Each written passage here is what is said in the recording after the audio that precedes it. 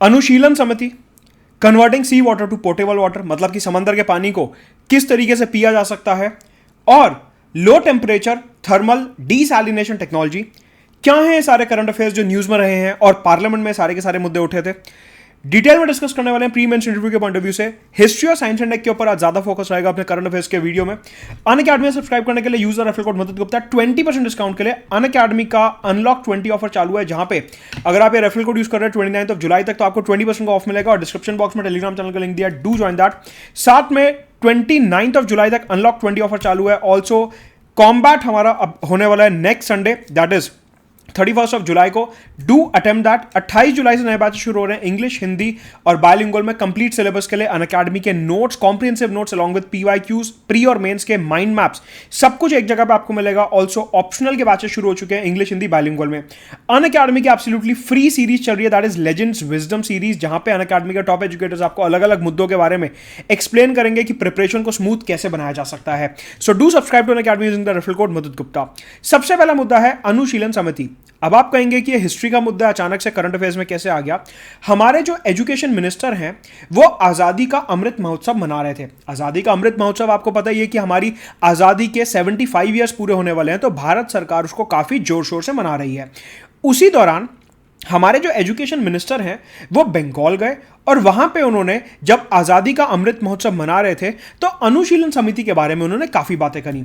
अनुशीलन समिति जो है बेसिकली वो बंगाल में 1902 में बनाई गई थी, एक secret revolutionary society. Secret revolutionary society का मतलब है कि ये जो अनुशीलन समिति है ये रेवोल्यूशनरी एक्टिविटीज, बॉम्ब, हथियार वगैरह बनाने में और इन सब चीजों में इन्वॉल्व थी, जिससे कि ब्रिटिश एम्पायर के रूट्स को हिलाया जा सके, उन्हें डराया जा सके और भारत को जल्द से जल्द आजादी दिलवाई जा सके। तो अनुशीलन समिति ने एक बहुत ही महत्वपूर्ण रोल प्ले करा था भारत की आजादी में। 1902 में बंगाल में यह सीक्रेट रेवोल्यूशनरी सोसाइटी बनाई गई थी। यहां पे वर्ड सीक्रेट का मतलब है कि इस सोसाइटी का जितना भी काम होता था, ट्रेनिंग होती थी, जितने भी इनके मॉड्यूल्स थे, वो सब बहुत ही सीक्रेट तरीके से ऑपरेट किया जाता था और जनरल पब्लिक को इसके बारे में यूजुअली नहीं बताया जाता था। 4 लोगों ने मिलकर ये जो पर्टिकुलर अनुशीलन समिति है इसकी रचना करी थी। अलग अलग सोर्सेज में आपको अलग अलग नाम मिलेंगे, लेकिन भारत सरकार का ऑफिशियल स्टैंड है कि इन 4 लोगों ने मिलकर अनुशीलन समिति बनाई थी। सतीश चंद्रा, प्रमाथ मित्रा, अरविंदो घोष और सरला देवी, इन 4 लीडर्स ने मिलकर अनुशीलन समिति बनाई थी। अलग अलग किताबों में, अलग अलग सोर्सेज में आपको अलग अलग नाम दिखेंगे, लेकिन ये जो मैं आपको 4 नाम बता रहा हूं ये भारत सरकार मिनिस्ट्री ऑफ एजुकेशन का जो ऑफिशियल स्टैंड है, मैं आपको ये वो बता रहा हूं। तो ये 4 नाम जो है आज की तारीख में यूपीएससी एक्सेप्ट करेगा, तो आपको ये 4 नाम ध्यान रखने हैं कि इन 4 लोगों ने मिलकर अनुशीलन समिति की स्थापना करी थी 1902 में। ये जो अनुशीलन समिति है, मैंने आपको बताया कि एक सीक्रेट रेवोल्यूशनरी सोसाइटी थी, लेकिन सीक्रेट रेवोल्यूशनरी सोसाइटी होने के अलावा ये काफी कुछ लिखते भी थे आजादी रिलेटेड, ब्रिटिशर्स के खिलाफ, और स्वदेशी मूवमेंट में भी इनका काफी बड़ा रोल था। आपको याद होगा कि जब 1905 में पार्टीशन ऑफ बंगाल होने जा रहा था, उस टाइम पे स्वदेशी मूवमेंट चालू हुई थी। 1902 उसी के आसपास का दौर है। तो जब अनुशीलन समिति उस टाइम पे बनती है लॉर्ड कर्जन के टाइम पे, तो इन्होंने स्वदेशी मूवमेंट में काफी महत्वपूर्ण रोल प्ले करा अपने राइटिंग्स, पब्लिकेशंस के थ्रू। अलग अलग आर्टिकल्स, पैम्फलेट्स वगैरह जो उन्होंने लिखे, वहां पे इन्होंने स्वदेशी की स्पिरिट को काफी बढ़ावा दिया और स्वदेशी मूवमेंट को सक्सेस बनाने में इनका काफी बड़ा रोल था। इसके अलावा चित्तरंजन दास, सुरेंद्रनाथ टैगोर, जतेंद्र नाथ बनर्जी और बाघा जतिन, ये दूसरे प्रोमिनेंट लीडर्स थे अनुशीलन समिति के। तो प्रीलिम्स में सीधा क्वेश्चन उठेगा कि इनमें से कौन से नेता अनुशीलन समिति से जुड़े हुए थे या नहीं जुड़े हुए थे। ओनली 1, 1, 2, 3, 3, 5, 7, इस तरीके से यूपीएससी सवाल यहां पे आपसे पूछ सकता है। तो आपको मेंबर्स के नाम याद रखने हैं। साथ में यह बोला गया कि जो अनुशीलन समिति है ये सीक्रेट जगहों पे अपने बॉम्ब्स और आर्म्स मैन्युफैक्चर करती थी, और इनकी जितनी भी फंडिंग होती थी वो 2 तरीके से होती थी। एक, डकैती से, अलग अलग जगह डकैती मार के जो ब्रिटिश सरकार के रिसोर्सेज थे, खजाना था, वहां पे डकैती, और जो बड़े बड़े बिजनेसमैन, रिच और एफ्लुएंट क्लास थे, उनकी पॉलिटिकल डोनेशंस के जरिए अनुशीलन समिति का सारा काम चलता था।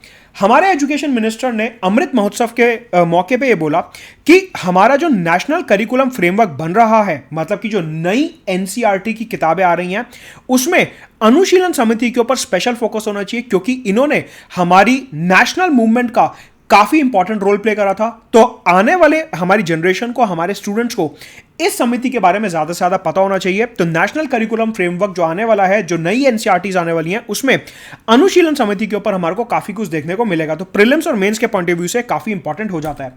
अब आते हैं एलटीटीडी टेक्नोलॉजी पे। पार्लियामेंट में इस टेक्नोलॉजी का नाम उठ रहा था। जितेंद्र सिंह जो कि मिनिस्टर फॉर अर्थ साइंसेज हैं, उन्होंने इस टेक्नोलॉजी के बारे में पार्लियामेंट में बात करी थी। बेसिकली क्या हो रहा है, लक्षद्वीप आइलैंड जो है हमारे, वहां पे एक नई टेक्नोलॉजी सेटअप करी गई है, जिससे आपको पता है लक्षद्वीप इज आर्किपेलागो, जो ग्रुप ऑफ आइलैंड्स है, आसपास सिर्फ पानी पानी है। तो वहां पे पानी की किल्लत होने लगी थी, क्योंकि थोड़ी थोड़ी पॉपुलेशन भी बढ़ रही है और टूरिज्म भी बढ़ रहा है। इस वजह से लक्षद्वीप में ड्रिंकिंग वाटर की प्रॉब्लम होने लगी थी। भारत सरकार ने साइंटिफिक सोल्यूशन निकाला कि जो आसपास समंदर का खारा पानी है, सैलाइन वाटर है, उसको पोर्टेबल वाटर, पीने लायक पानी में कन्वर्ट किया जाएगा। कैसे कन्वर्ट किया जाएगा, उसके लिए एक टेक्नोलॉजी एस्टैब्लिश करी गई जिसका नाम है एलटीटीडी टेक्नोलॉजी, मतलब कि low temperature thermal desalination technology. ये टेक्नोलॉजी का नाम आपको ध्यान होना चाहिए। प्री और GS paper 3 science and tech के पॉइंट ऑफ व्यू से काफी इंपॉर्टेंट है। अभी मैं आपको पूरी टेक्नोलॉजी एक्सप्लेन करूंगा कि किस तरीके से काम करती है, सो दैट हमारे science and tech based question यहां से निकल सके, राइट। तो ये जो एलटीटीडी टेक्नोलॉजी है, ये इंडिजीनियसली डेवलप टेक्नोलॉजी है, मतलब कि हमारे देश में ही डेवलप की गई है, बाहर से इस टेक्नोलॉजी को इंपोर्ट नहीं किया गया है, ऐसा पार्लियामेंट में जितेंद्र सिंह ने बोला। साथ में यह टेक्नोलॉजी किसने एस्टैब्लिश करी है, national institute of ocean technology, NIOT, national institute of ocean technology. ये मिनिस्ट्री ऑफ अर्थ साइंसेस के अंदर एक इंस्टीट्यूट है, उन्होंने ये एलटीटीडी टेक्नोलॉजी का पूर्ण रूप से खुद विकास करा है। सवाल उठता है कि यह टेक्नोलॉजी क्या है एग्जैक्टली। एक डायग्राम के जरिए समझते हैं। वैसे तो मेरी ड्राइंग अच्छी नहीं है, बट मैं कोशिश करूंगा कि आपको ड्रॉ करके समझा पाऊं, क्योंकि इंटरनेट पे मेरे को कोई बहुत अच्छी इमेज या फिर कुछ ऐसा मिला नहीं जिसके थ्रू मैं आपको ये समझा पाऊं। समझिए,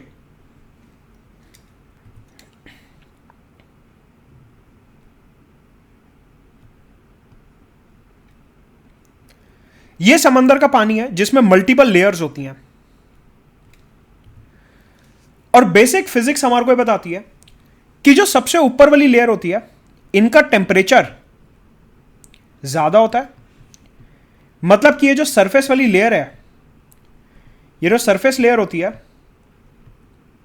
इनका टेम्परेचर ज्यादा होता है, अप्रॉक्सीमेटली 28 डिग्री सेल्सियस के अराउंड होता है।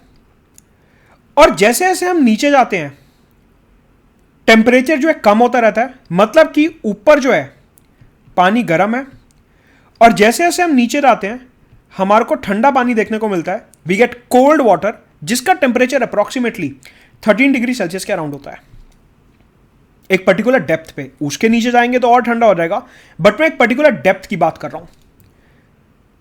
कहने का मतलब है कि समंदर की जो लेयर्स हैं, यहां पे हमारे को टेम्परेचर डिफरेंस देखने को मिलता है। ऊपर वाली लेयर गर्म है, नीचे वाली लेयर ठंडी है, and there is a clear cut temperature difference between them. इनके बीच में टेम्परेचर डिफरेंस है। अब ऐसा मानिए कि इधर एक टैंक है। अच्छा, आपको पता है कि जो वाटर होता है वो हाई टेम्परेचर पे इवेपोरेट होता है। हाई टेम्परेचर पे वाटर जो है इवेपोरेट होता है। मतलब कि अगर हम पानी को लेट अस से 80 डिग्रीज 90 डिग्रीज पे रख रहे हैं, तो पानी फटाफट से इवेपोरेट होता है, मतलब भाप में कन्वर्ट हो जाता है, वेपर्स में कन्वर्ट हो जाता है। ठीक है, यह है वाटर की एक प्रॉपर्टी कि हाई टेम्परेचर पे पानी जो है वो इवेपोरेट होता है और वो वेपर में कन्वर्ट हो जाता है, भाप में कन्वर्ट हो जाता है। लेकिन पानी की एक प्रॉपर्टी और होती है कि अगर आप उसे लो टेम्परेचर पर रखें, जैसे कि 20 डिग्रीज 30 डिग्रीज, तो भी वो इवेपोरेट हो सकता है। लेकिन उसके लिए हमारे को प्रेशर जो है, जो आसपास का प्रेशर है, वो काफी कम करना पड़ेगा। जो प्रेशर होता है आसपास का, हवा का दबाव होता है, उसे कम करना पड़ेगा। देखिए, अगर टेम्परेचर ज्यादा है, गैस पे पानी रखा हुआ है टेम्परेचर बढ़ाने के लिए, तो एटमॉस्फेरिक प्रेशर पे भी इवेपोरेशन हो जाएगा। मतलब कि जो नॉर्मल प्रेशर है उस पे भी इवेपोरेशन जल्दी जल्दी हो जाएगा। लेकिन अगर हम लो टेम्परेचर की बात करते हैं, जैसे कि 20 डिग्री 30 डिग्री, इस टेम्परेचर पे अगर हम फटाफट से इवेपोरेशन करवाना चाहते हैं, तो हमारे को आसपास का प्रेशर कम करना पड़ेगा, मतलब कि कोई लेबोरेटरी टाइप कंडीशन क्रिएट करनी पड़ेगी जिससे आसपास का टेम्परेचर जो प्रेशर है वो कम हो सके। तो आपको यहां पे साइंटिफिकली क्या समझना है कि पानी जो है हाई टेम्परेचर पे नॉर्मल एटमॉस्फेरिक प्रेशर पे इवेपोरेट हो जाता है, लेकिन अगर आप पानी को कम टेम्परेचर पे इवेपोरेट करना चाहते हो, कम टेम्परेचर पे भाप में कन्वर्ट करना चाहते हो, कम टेम्परेचर पे वेपर्स में कन्वर्ट करना चाहते हो, 20 से 30 डिग्री के अराउंड अगर आप इसे वेपर्स में कन्वर्ट करना चाहते हो फटाफट से, तो आपको आसपास का एटमॉस्फेरिक प्रेशर काफी कम करना पड़ेगा, आसपास का जो एयर प्रेशर है वो काफी कम करना पड़ेगा। यह है साइंटिफिक प्रिंसिपल, यह है पानी की प्रॉपर्टी। तो LTTD टेक्नोलॉजी, ये जो लो टेम्परेचर थर्मल डीसैलिनेशन टेक्नोलॉजी है, इसके अंदर हम क्या कर रहे हैं, हमने एक चेंबर बनाया और इस चेंबर में क्रिएट कर दिया वैक्यूम। इस चेंबर में हमने वैक्यूम क्रिएट कर दिया। वैक्यूम क्रिएट करने का मतलब होता है एटमॉस्फेरिक प्रेशर खत्म ही कर दिया, बहुत ही ज्यादा लो प्रेशर कंडीशन क्रिएट कर दी हमने यहां पे बहुत ही ज्यादा लो प्रेशर कंडीशन क्रिएट कर दी। नाउ पाइपलाइन के जरिए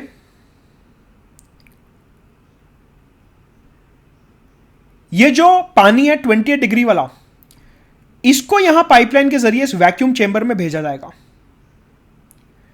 पाइपलाइन के जरिए ये जो सरफेस वाला पानी है, ये जो गर्म वाला पानी है 28 डिग्री सेल्सियस वाला, इसको वैक्यूम चेंबर में भेजा जाएगा और हम देखेंगे यहां पे इसके वाटर वेपर्स क्रिएट हो जाएंगे। क्योंकि हमने प्रेशर बहुत ज्यादा कम कर दिया है तो पानी जल्दी इवेपोरेट होगा। क्योंकि हमने प्रेशर बहुत कम कर दिया, ऑलमोस्ट जीरो कर दिया, वैक्यूम क्रिएट कर दिया है, तो पानी बहुत जल्दी इवेपोरेट होगा। तो ये जो सरफेस वाला पानी है 28 डिग्री सेल्सियस के अराउंड, हम इसे पाइपलाइन से वैक्यूम चेंबर में भेजेंगे। यहां पे एक्सट्रीमली लो प्रेशर है क्योंकि वैक्यूम में ऑब्वियसली हवा है ही नहीं, ऑलमोस्ट जीरो प्रेशर है, तो ये पानी फटाफट से वेपर्स में कन्वर्ट हो जाएगा। ये है स्टेप नंबर 1। ठीक है, मैंने आपको बताया कि जो LTTD टेक्नोलॉजी है, यहां पे हमारे को पानी की 2 लेयर्स की जरूरत होती है, एक टॉप लेयर और एक बीच की लेयर जहां पे टेम्परेचर अप्रॉक्सिमेटली 13 डिग्री सेल्सियस हो, मतलब कि जहां पे पानी थोड़ा ठंडा हो। यहां से हमने एक और पाइपलाइन निकाली, यहां से हमने एक और पाइपलाइन निकाली और ठंडे पानी को ऊपर भेजा पंप यूज करके, ठंडे पानी को ऊपर भेजा, ठंडे पानी को ऊपर भेजा। जब हम यहां से ठंडे पानी को ऊपर भेज रहे हैं, ये जो वेपर्स हैं ये कंडेंस होने लगेंगे। ये जो वेपर्स हैं ये कंडेंस होने लगेंगे। कंडेंस होने का मतलब है ये जो वेपर्स हैं दोबारा से पानी में कन्वर्ट होने लगेंगे। आपको पता है कि अगर आप वेपर्स को, किसी गर्म चीज को, अगर आप वेपर्स को फ्रीजर में रखते हो, या सपोज करो आप पानी को फ्रीजर में रखते हो तो बर्फ बन जाता है। मतलब कि कंडेंसेशन का मतलब क्या होता है कि जो वेपर्स हैं वो लिक्विड फॉर्म में कन्वर्ट हो रहे हैं। कंडेंसेशन का मतलब होता है कि जो वेपर्स हैं वो लिक्विड फॉर्म में कन्वर्ट हो रहे हैं। तो हमने यहां पे एग्जैक्टली क्या करा कि पानी की टॉप लेयर ली, वैक्यूम क्रिएट करा। क्योंकि ये लेयर रिलेटिवली गर्म है, नीचे वाली लेयर्स के मुकाबले ये वाली लेयर गर्म है, तो ये ज्यादा जल्दी इवेपोरेट होगी, वैक्यूम में इवेपोरेट हो गई, वेपर्स बन गए। अब हमने क्या करा, नीचे वाली लेयर्स में से ठंडा पानी जो है वो पाइप के जरिए ऊपर भेजा। इन वेपर्स के आसपास शीशे की और दूसरी लेयर्स के जरिए हमने इन वेपर्स के आसपास इस पानी को घुमाया, इस ठंडे पानी को घुमाया, जिससे कि ये जो वेपर्स हैं ये लिक्विड वाटर में कन्वर्ट हो सकें, ये कंडेंस हो सकें, ये कंडेंस हो सकें। मतलब कि आप ऐसा समझिए कि ये ग्लास पार्टीशन है, सपोज करिए ये ग्लास का पार्टीशन है, यहां पे बहुत सारे वेपर्स हैं, यहां पे बहुत सारे वेपर्स हैं। हमने क्या करा, इस वाले चेंबर में से ठंडा पानी बहुत तेजी से निकाला, ठंडा पानी बहुत तेजी से निकाला, तो हम देखेंगे कि ये ग्लास के ऊपर जब ठंडा पानी निकलेगा, जब ये ग्लास के ऊपर से ठंडा पानी निकलेगा तो ये जो वेपर्स हैं ये धीरे धीरे लिक्विड में कन्वर्ट होने लगेंगे। मतलब कि ये कंडेंस होने लगेंगे। जो वेपर्स हैं ये लिक्विड वाटर में कन्वर्ट होने लगेंगे, और ये जो लिक्विड वाटर बनेगा यहां पे कंडेंसेशन के बाद, that will be pure drinking water. ये जो पानी बनेगा that will be pure drinking water. Repeat कर रहा हूं प्रोसेस एक बारी फटाफट से, क्या कि हमारे को समंदर की जो लेयर्स हैं, समंदर की जो पानी की लेयर्स हैं उसमें जो टेम्परेचर डिफरेंस है हमारे को उसका इस्तेमाल करना है। ये जो टेम्परेचर में डिफरेंस है हमारे को इसका इस्तेमाल करना है। पहले हम लेंगे ऊपर वाली गर्म लेयर, इसको वैक्यूम चेंबर में भेजेंगे। क्योंकि वैक्यूम है, प्रेशर काफी कम है, तो पानी का इवेपोरेशन बहुत जल्दी होगा, वेपर्स बन गए।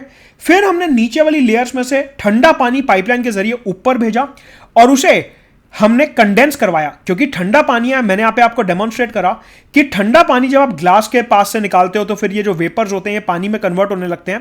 कहने का मतलब है जब ये ठंडा पानी नीचे वाली लेयर्स में से पाइप के जरिए हमने ऊपर भेजा और वेपर्स के आसपास उसे सर्कुलेट करवाया तो वेपर्स ठंडे होंगे तो लिक्विड में कन्वर्ट होंगे, कंडेंस होंगे, और ये जो कंडेंसेशन होके जो लिक्विड पानी बन रहा है ये प्योर ड्रिंकिंग वाटर होगा, मतलब कि इसे हम पोर्टेबल वाटर कहते हैं।